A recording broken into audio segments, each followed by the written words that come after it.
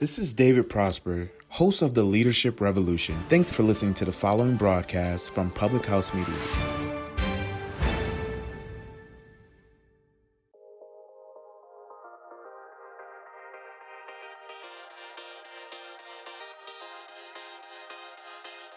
Hey, you're listening to Let's Hustle with Lee and Chelsea. We are two girls making our way in sales and entrepreneurship. We set out to make this podcast after entering our late 20s and realizing we were hitting a wall and felt like our lives and careers were stagnant. After expressing this feeling to countless other women, we realized we weren't alone. So each week we're bringing you real conversations with real people that are authentic, realistic, and relatable in hopes that you can grow into the best version of yourself. So strap in and let's hustle.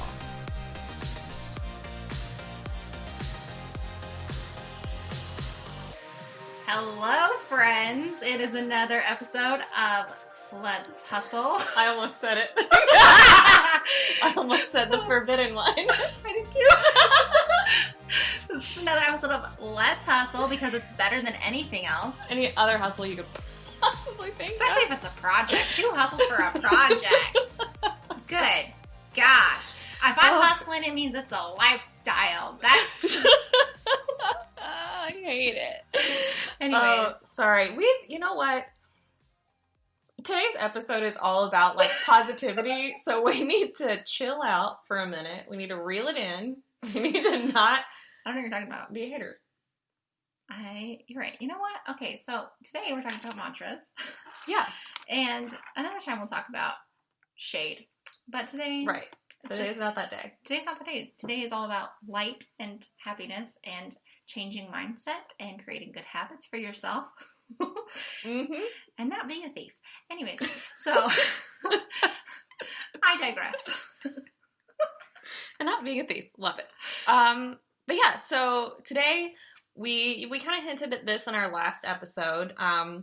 We had a little mini episode actually 2 weeks ago. And then we, living in Louisville and all the events that were happening last week, decided to take a week off. Thought it would be a little inappropriate to come and be like, yay, let's talk about happy motivation stuff. And Lee was trapped in her driveway. And I was also trapped in my driveway, which was totally fine, and I was totally fine. But we wanted to break down a bigger episode. Yes. And actually talk to someone who is, I would say, a professional in Absolutely. mantras. Like, we're just like, yes, I'm going to tell myself good things. I'm going to feel better because that just makes sense, right? Well, we have an actual person that knows what she's talking about. Yeah. And, like, does this for a living. Like, literally, she's a social worker. She uses it in everyday life to change other people's lives Mm-hmm. and create better habits. And she's a very spiritually in tune individual as well. Mm-hmm. So she was a great person to talk to. She was. And it breaks down the why behind it. Because, we can all sit here and say, I am great. But, like, why am I saying I am great? How does that affect me? Why is that beneficial to me? Is it even beneficial to me? Should I change it? Should I say something else? Yeah. So, Totally. Yeah. So that's kind of what we learned today. And what I found really interesting and kind of just doing a little bit of my own research on this before this episode is there's a literal science behind mantras and how they change your brain chemistry function, but they change pathways in your brain when you speak more positively and when you make yourself feel good in a genuine way. Yeah. It helps literally change pathways in your brain to help you make better choices and make better habits, which is what all this is about. Yeah. I read this online. I promise it's real. She really did. She sent me the links. I did. So it's legit. Very legit. But yeah, so, think about it. If you have any friends that are very positive that you love, like, you like being around because they're positive. Oh, that's like you. Oh, thanks. I'm not kidding you. Or I was having, like, a really sad moment earlier and you walked in your door because I was at Chelsea's house when she wasn't here because this is our friendship.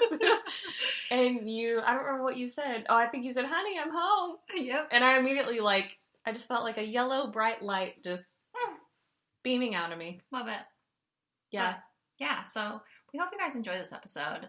and it helps you take a deep dive into speaking your own true mantra to make your days better, make them more beneficial, and really to tap into your inner, I don't know, almost like superpower that you can change things about yourself. Oh, absolutely. Right? Yes. Yeah. I'm going to end on that because I felt like it was really a good point. That's a really good end. It's a really, really good end. Thanks. Okay. Well, without further ado, we are going to go ahead and let you guys hear our interview with the one and only Maggie Amos, who, again, we kind of mentioned earlier, social worker. She's incredible. She is a seasoned tarot card reader. Yep. She's very, very smart. She knows what she's talking about. Really hope you guys get something out of this interview. And I guess we will see you on the other side of this musical break. Bye.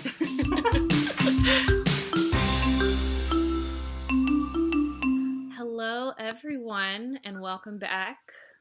Myself, this is Lee, and Chelsea are here, and we have a very, very special guest with us today. One of my literal favorite human beings in the world, and I'm not exaggerating when I say that. My very, very good friend and incredible, incredible tarot card reader, mantra specialist, human extraordinaire. Maggie Amos is here, y'all. Yay! Hi! Thank you for that sweet introduction. Of course. I got you. Yay. Well, Maggie, thanks for coming on the show today. We're really excited to talk to you. I know that personally, like Chelsea and I have both worked with you before on tarot card readings. I personally think that you are just an amazing human. I really think you have a gift. I think you're so talented. And I knew that today, since we were talking about mantras, I knew that this is something that you really love and something that you utilize and something that you use a lot. And Chelsea and I don't really know a lot about them. We just know that I love a good mantra. Yep. But I mean, my knowledge, and I'm thinking Chelsea's knowledge too, is very surface level. So I guess before we get into that, though, like, why don't you tell us a little bit about yourself, your background, why you're awesome, why you do what you do? Well, I think I was born awesome, but I have cultivated that awesomeness over my lifetime. I'm a mom and I'm a social worker. I currently do case management for a substance abuse agency as well as an outpatient therapy agency. So actually a lot of my mantra background actually comes from behavioral health because I did a lot of mantras with clients over time. So when you had asked me about mantras, a lot of what I think about mantras comes from mental health more than anything. But the witch in me, as I am a tarot reader, it's exciting to say.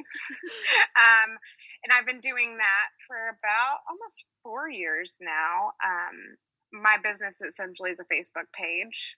But I recently started talking to a woman about a space to actually use for tarot. So I'm excited about that. Wow. We'll see. Yes. Yeah. It's been really hard to find spaces to do tarot readings in COVID with people I don't know. Mm-hmm. So that's something that I'm excited about for the future and putting my feelers out for that. And yeah. I love that you're like, yeah, it's COVID, but I'm going to find a way. Like, you haven't given up. You're still doing it. A lot of people, it's just easy to take the easy route. And dang, girl. Yeah. It is. Yes, and I know I've actually seen a lot of tarot readers who do, like, virtual readings. And I've thought about that. But so much of my tarot is based on feeling. And that I don't know that can really be replicated through a screen. So I'm not ready to jump there yet. But if this was going to last another 2 years, I might go the virtual route. But for now, I like energy. I like being around people. Totally. Nice. That's amazing. That's amazing. Yeah. So with first I want to ask this. How did you get into tarot? I know that this is not mantra talk, but I love tarot. Obviously, Chelsea and I are really big into it. How did you get into it? How was it introduced into your life? So, it was 2016, maybe 17. My dear friend Erin, she invited me to go to this tea shop that was on Bardstown Road called Wild Dog Rose. and there was a woman there named Jamie doing tarot readings, and she would do them once a month, 15-minute slots. And I really went with Erin because she wanted to go, and we were going to go have tea and do tarot. And that session with Jamie felt like therapy, and it was so enlightening and so beneficial because I took these situations in my life and I was looking at them through a completely different lens, from someone who didn't know me, from someone who had no opinions about my life and anything like that. And so I really loved it. And so we kept going back every month. And at that little tea shop, they sold tarot cards. And Jamie said, Maggie, why don't you go buy yourself a deck? And I said, oh, I don't do that. And she said, anyone can do it. You can do it. And so that's really where it started. And I even had reached out to her a couple years ago and said, hey, I want to master my craft. Will you teach me? And she said, oh, you already have what you need to know. She said, buy some books, just do it every day, study the cards. And that's how I learned. And it has been such a fun, interesting part of my life. And really, my mom is the one who started asking me to do it for other people. She would ask me to come do it for her friends when she'd have girls' night. And I had never done it for people I really didn't know. And that kind of opened up the door to, wow, I could actually do this for other people, because those ladies kept asking me to come back and do it. And so, that's kind of just, it fell upon my lap. It was never on my radar. Oh my gosh. That's awesome. That's amazing. And now you're bomb and you're awesome. So, thank you. And your readings are always so on point. They're terrifying. So that's my little plug for you. Oh, thanks. No, they are. So earlier you said that obviously you've been a social worker. I think that honestly that really goes hand in hand with kind of mind, body, spirit, and kind of taking care and nurturing other people. And you said a part of that was you used mantras as a way to work with people, to work, for them to work through things that they are going through. So why do you think that works? Mm-hmm. And B, what made you, I guess, I don't know if this is a practice in social work or not, what made you choose to use that as a medium for helping people in your cases? So with mental health, a lot of our issues are based on our thoughts, right? So we have our thoughts and feelings and behaviors, and they're all connected. I used to always use the example of, if I think to myself, I'm fat, and then I feel really bad about myself, and then my behavior is I go eat that box of cookies, and then I think again, oh, now I'm a failure, I'm a screw up, and then I feel worse, and I eat that, right? They're all connected. So if I change that thought from I'm fat, if I change that thought to I am fabulously fat, I am wonderful, I'm beautiful, I'm perfect, then that changes our feeling, that changes our behavior. And so I think that is where mantras are so helpful, because if you can change the way you're thinking, then it changes the way you feel and your behavior. So that's really where it all kind of ties in with mental health. And I also feel that mantras are really good for anxiety, that I'm someone who's really anxious. And so mantras really that's how I manage my anxiety. So I love that. So when dealing with, for example, I also have crazy anxiety. I deal with depression. When you're trying to find a good mantra that works for you, it's this is going to be just the most elementary question. Should you Google examples, or where can you pull one from that's going to work for you? I think it's really good to look at what is the negative thought. So if the negative thought is, I procrastinate all the time and I'm terrible at all of this. So looking at that, what are those things you're telling yourself? That's me. I procrastinate. Wow. Will you stop? So if I'm telling myself all the time, I suck, I'm never getting anything done, I'm procrastinating. If we look at that specific negative thought and then say, okay, how can I replace that with something that's productive? Or find a mantra that fits with that. So I'm capable, I'm doing the best I can.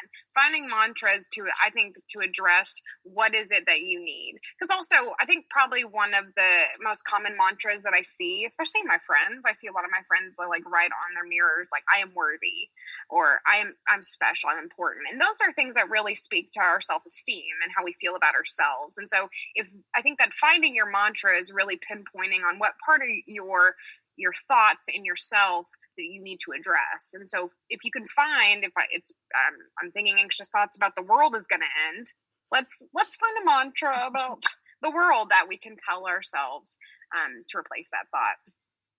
Ooh, I like that. So if there's something you want to work on, like maybe I want to be more vocal or something. You just be like, I'm too quiet. I want to come out of my shell. So you build a mantra around like, I'm confident. I can speak freely. My words have value. Like that, right? Yes. Like I have a voice. Really pinpointing those negative statements. And on that note about where to find them, like Pinterest is a great place to find good mantras. Ooh. But I love a good Pinterest mantra board. Also, though, I found that when I read books, specifically, I recently read Untamed by Glennon Doyle. Shout out. Yes. I'll tell you, naps are, I think I say I'm a goddamn cheetah every day. Oh my, I'm not kidding you. I read that line and I started sobbing. No, let me tell you, I was sitting in her living room and she's like, Chelsea, I'm going to read you a line from Untamed. And I said, okay. This hoe started crying. I mean, like, uncontrollable tears, not just like, so like choked up a little bit, like uncontrollable tears. Like, I was just like, oh my goddamn cheetah. So yes, I love that mantra. Whenever I'm having a bad day, my sister will say, "You're a goddamn cheetah," and I'm just like, "Amen, I am, honey." Yes, you're right. Yes, gosh, I love that. So do I. So, question, and this is just like more just advice for people. I know that one thing that I struggle with, so I'm sure that other people struggle with this too, is kind of like waking up and forcing myself into immediately doing some mantras because it's so easy to get distracted or be lazy or fall back asleep. What is something like, what are some like maybe plans or like a way that you can train yourself to wake up and kind of get these mantras going and kickstart your day correctly and not, be lazy about it like I can be sometimes? Well, it's very easy to be lazy about it. One great thing to do is to put your mantras up visually.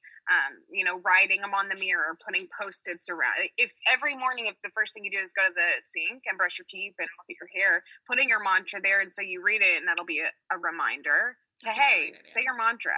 Another thing, too, that I was taught was every morning when you put your feet on the ground, say a little gratitude to the earth, say, I'm thankful for this day. Like, I'm thankful to be alive. I'm thankful to get out of bed. And then say your mantra. Like, today is going to be wonderful. Thank you that I'm alive. Today is going to be great. Or I am a goddamn cheetah today. Whatever it is. But getting that, I found that is a really helpful way to start the day with just that sense of gratitude, but also saying to yourself that mantra. Because they say the first 3 minutes when you wake up and the last 3 minutes before you fall asleep are the most important parts of your day. And so setting that intention when you put your feet on the ground, just get it out right then. Oh, I love that. Same. That's such a good reminder. Same. It's so hard, especially like... It's very hard. Oh, especially, it's just like there's so much going on in the world, and it's like I pull out my phone and I freaking look. It's like I want to start my day off right. So I like that. I like a visual reminder. Yeah. Put it on the ceiling. Yeah. When I do it. I like that one. Yeah. You can also set little reminders in your phone where it will pop up and say, there's an app for that. Did you know that? Oh, no. Yeah, but there's I need an that app and it will send you positive messages through the day. Oh. Yes, that's what I need. I like that a lot. Yeah. Nice. What do you think are some mistakes that people make when they're trying to come up with a good mantra for themselves? Like maybe like wording that can be not the best or because I've heard like you're not supposed to say I'm not gonna overeat today or I'm not gonna be mean today or I'm not gonna flip out today on somebody. You know what I mean? Like not like using less no's, nots, because I've heard like from what I've listened to or read or whatever, it says what you put out, it like reverses it back to you. So when you say I'm not gonna be a raging crazy woman today, comes back like, I'm going to be a raging crazy woman today. Right. So I think when you talk about that, I think when I worked with kids and I worked with parents, we would explain that if my kid is running around the house and I say, stop running, stop running, stop running, stop running. My kid hears running, right? Sorry about the dog. So he's hearing running over and over and over again. That's the word he's hearing. So if I say walk, slow down, walk, soft feet, whatever. So replacing that negative word with the positive word. So yes, if I say, today I'm not going to be cranky, today I'm not going to be cranky, the word cranky is being repeated in my mind. Yeah. And so that's a big thing to try to overcome with your mantras is instead of saying, I'm not going to be cranky, I'm going to be positive today. I'm going to be calm today. I'm going to be zen today. So it really staying away from the thing you're trying. If you're trying to be not mean, don't say mean over and over. Say, I'm going to be kind today. Yeah. I love that. That's not sweet. That's so smart. Love it. That's so smart. What are some personal mantras that you use if they're not too personal?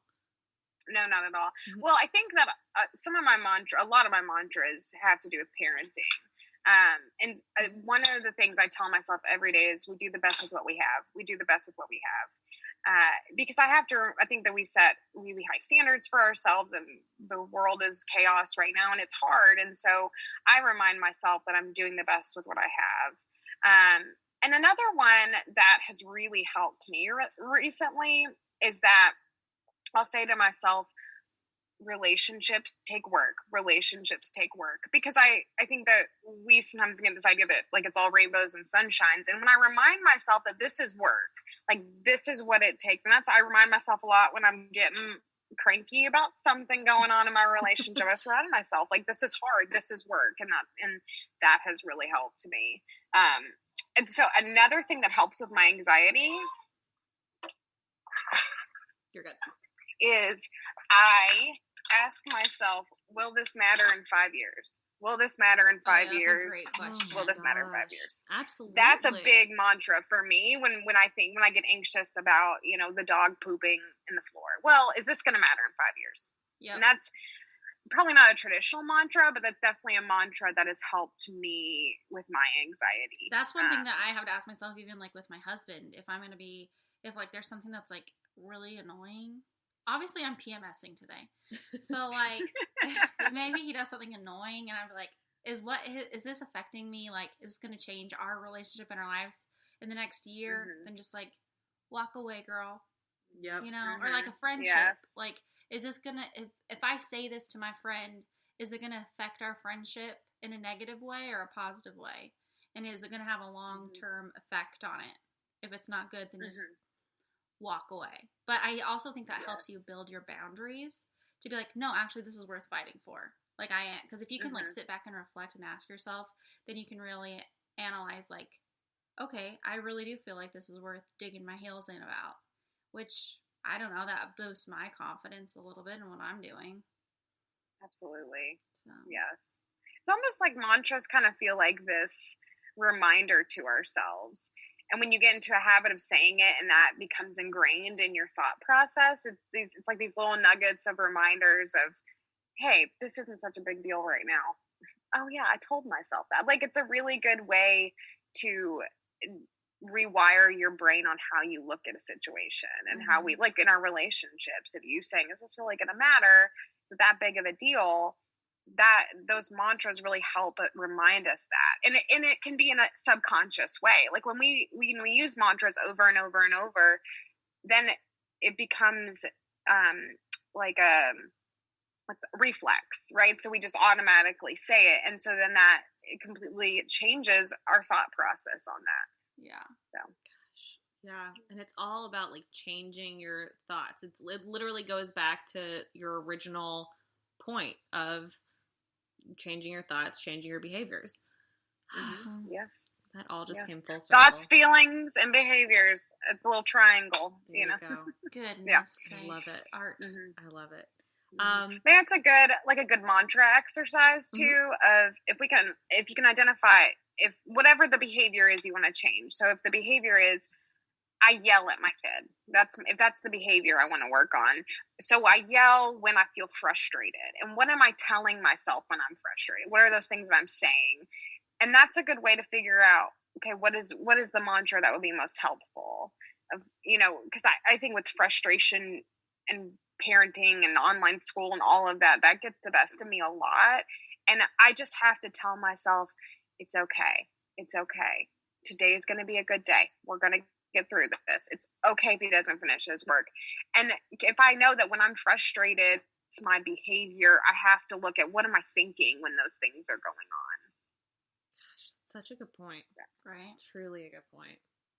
This is why we love her. I know, seriously. Well, because it's hard to pinpoint like when you're like feeling a bad feeling. Sometimes it's like, why am I feeling this way? Like what? Like why am I making myself feel this way? And sometimes you just have to be like, okay, am I really mad because of this, or is it because of this situation that I'm letting boil out? And how can I fix this situation to not let that boil into other situations in my life, which I do a lot, so that's really helpful. That's such a helpful thought. So yeah. Oh my gosh. Do you all have favorite mantras that you like to say?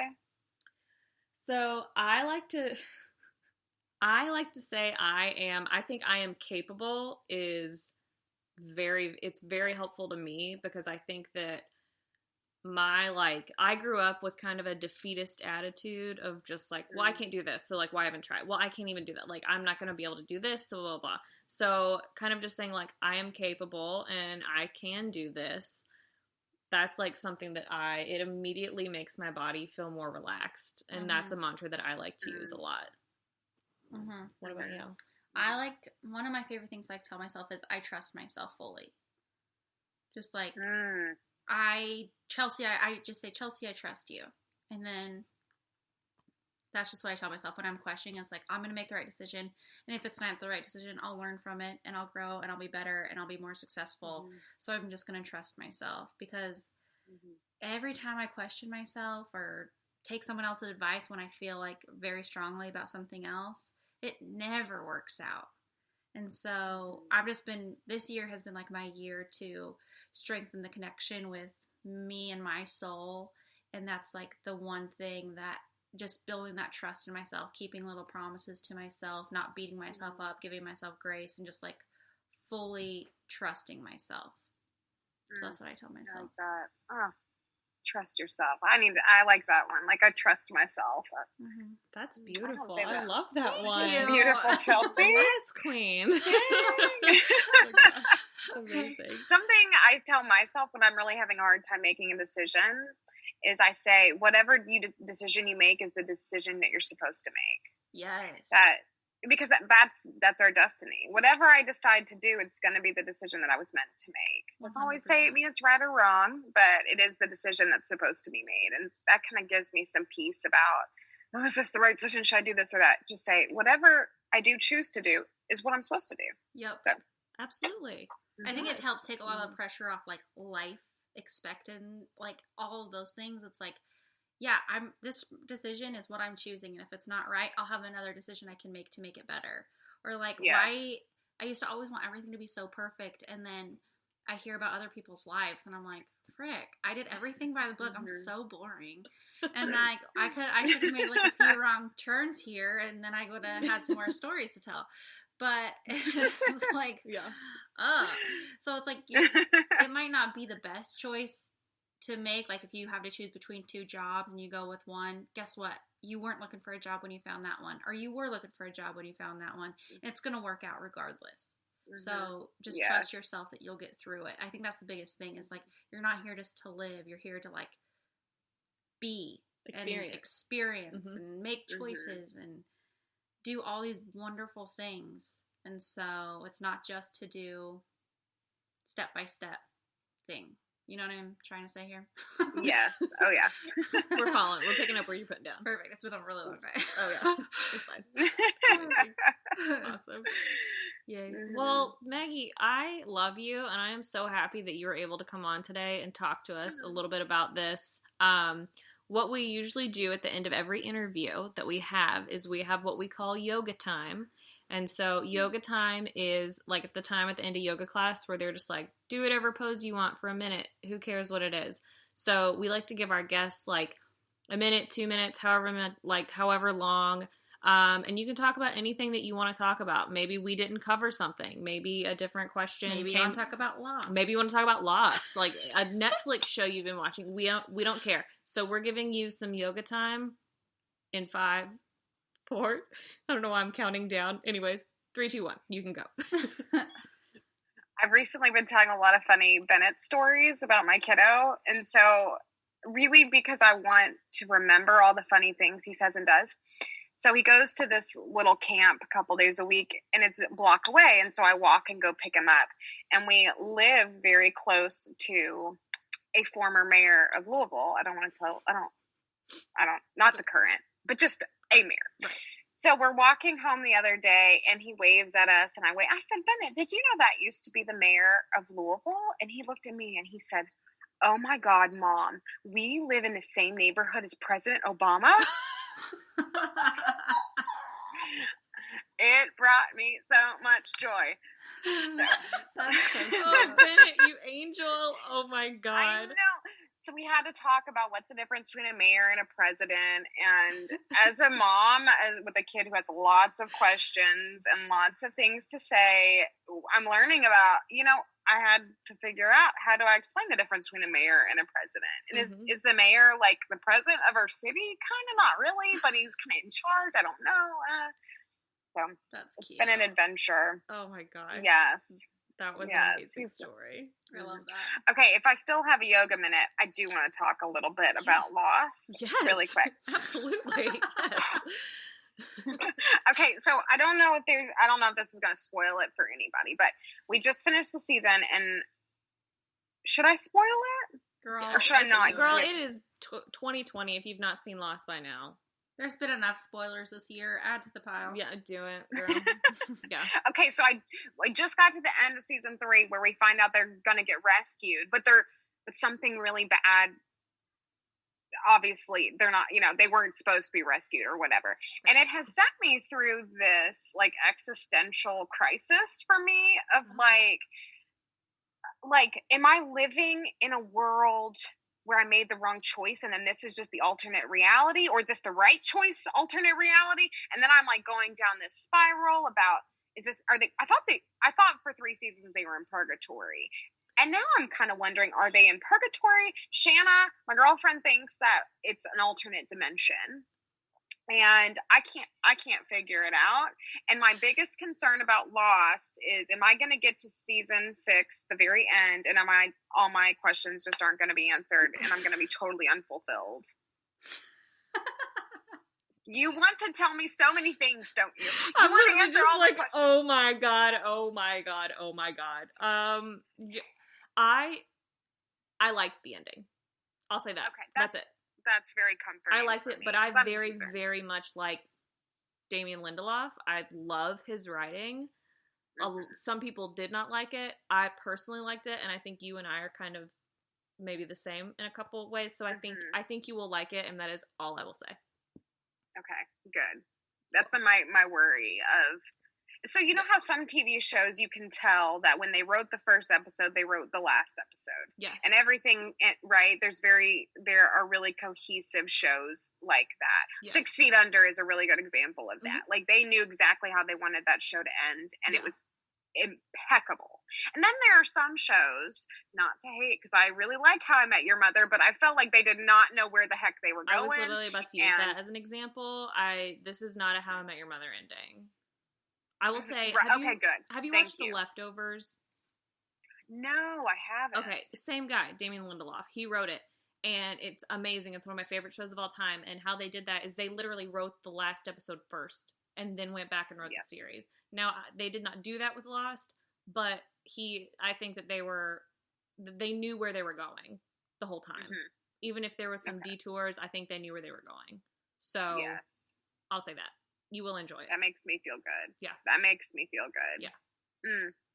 We should one day make a list of the 10 best series finales and the 10 worst. Love it. Because I want to get into that because Absolutely. I have never seen Game of Thrones.